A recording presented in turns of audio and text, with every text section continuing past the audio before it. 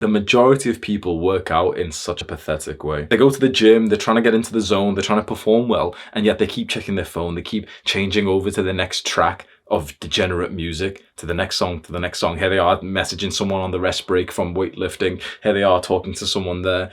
Absolutely no focus. You'll notice that the best athletes don't train like this. The best athletes seem very focused for all of their practice sessions. And this is like the mindset we need to have when we go to the gym, when we go train in a workout. We need to see it as like this practice session that we're trying to get continuously better. The overwhelming majority of guys who go to the gym, doing some weightlifting, they make all their muscle in like 1 year and then stop making gains after that because they stop challenging themselves. The challenge stays there, but their skill goes slightly above it, and that's why workouts just get more boring. Workouts, especially the ones where you're trying to build muscle and strength, they should be incredibly hard and strenuous. When you remember the first workouts that we did, the ones that really built a lot of muscle, how hard it was. You couldn't even open like your arm the whole way because you were so sore the day after of training biceps for the first time.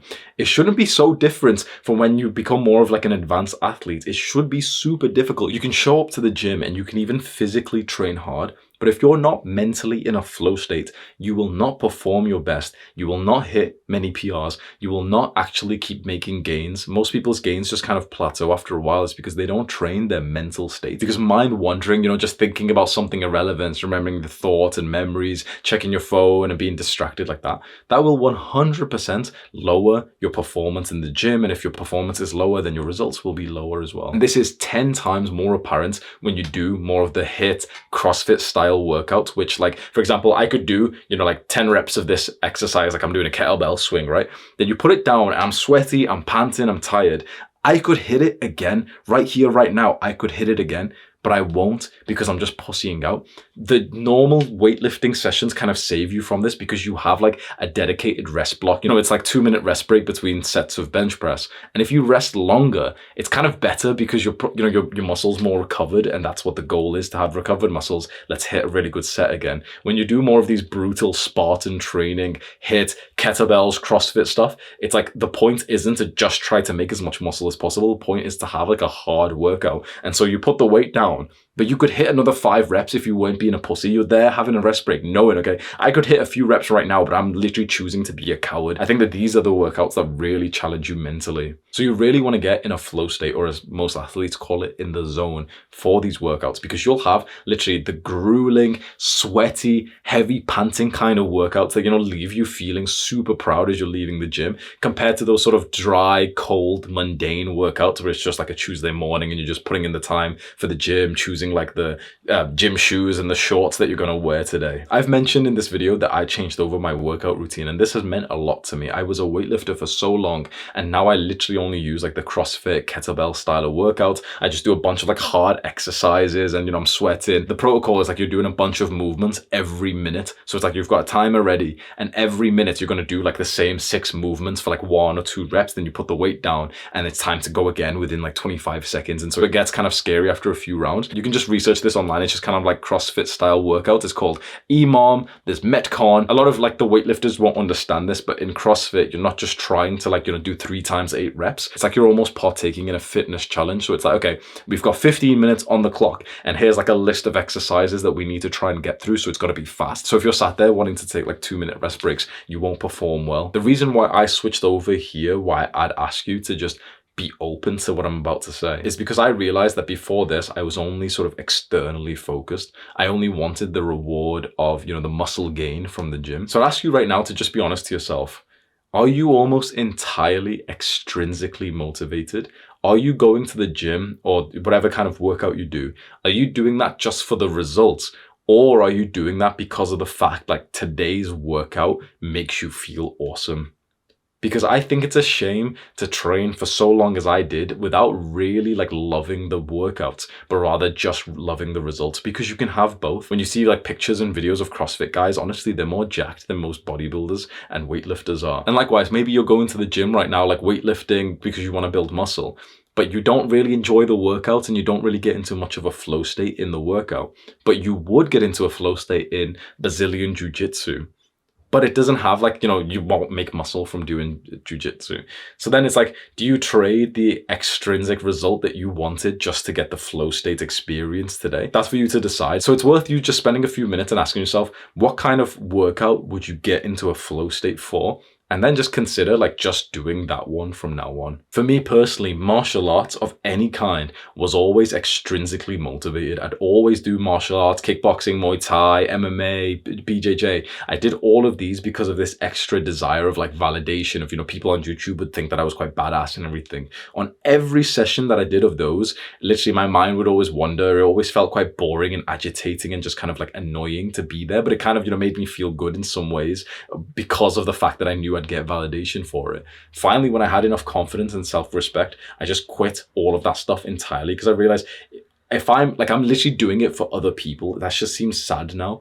Then I switched over like back to weightlifting and I realized weightlifting is kind of fun, but I can take this like one step further. And now I'm very happy with the workout routine that I have. It's back about 15 years ago. I'm around 10 or 11 years old and me and my best friend from high school are in the back garden of my house.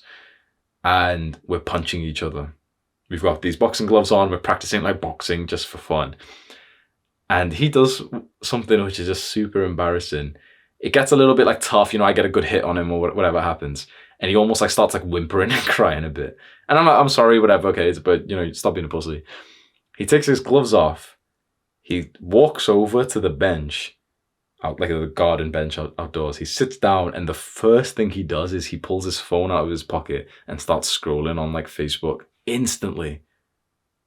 It was so odd to see this. Like I instantly lost respect for him like forever because I was just imagine how odd that is that here you are sparring with someone, he gets hurt and it's like his natural reaction is to just pull his phone out and just start scrolling and just get distracted instead. It kind of makes sense because maybe it was too intense for him or something and Facebook gave him a sense of like comfort or pleasure or something. But that isn't far from most people's experience in the gym. They experience it being a little bit tough and out of nowhere they just choose to voluntarily distract themselves and to lose their flow state. The best workouts you'll ever have, correct me if I'm wrong, but the best workouts you will ever have is when you go to the gym, you don't touch your phone, you leave the music playing and you don't even keep changing the tracks or anything. You've got your hood up and you're literally sweating and grunting and like you literally feel awesome.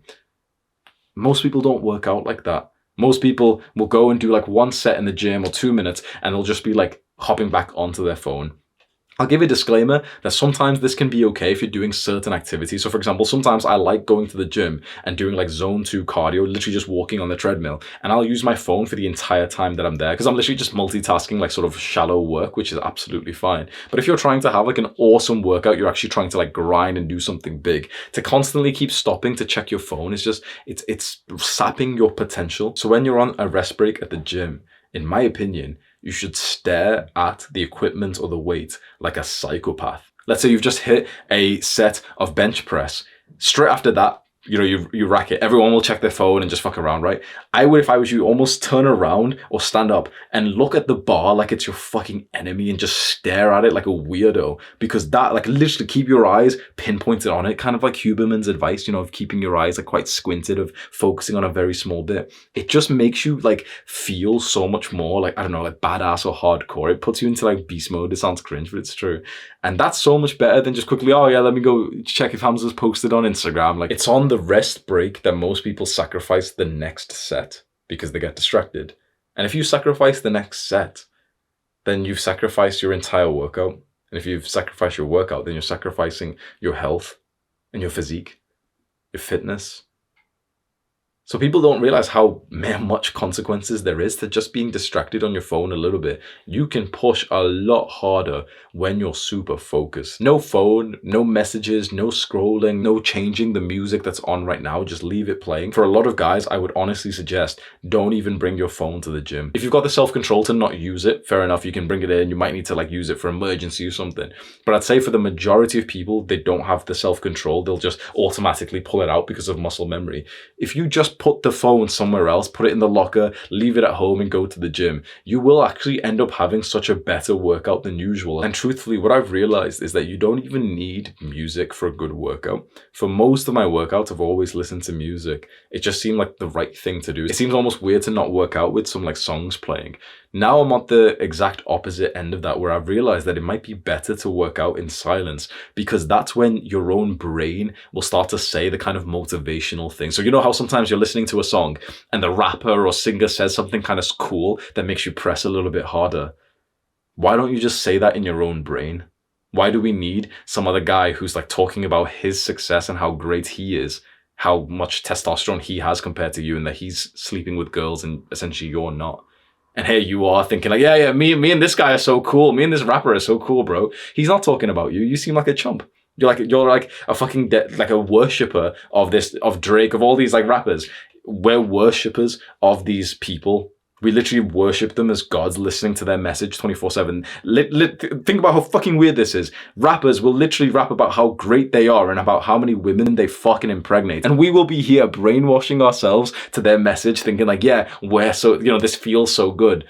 You're not part of it, bro. You're the little fucking loser, like ingesting the message.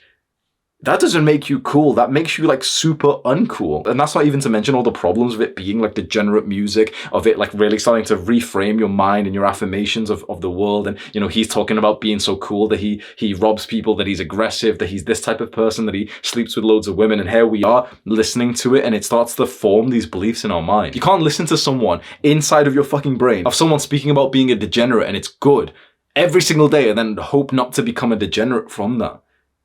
When you really think about it like this, it's almost sad that like we're here plugging in like, oh yeah, let me just listen to Drake's, saying how good he is. Oh yeah, let me just listen to this degenerate rapper when, he's talking about like killing people and how gangster he is.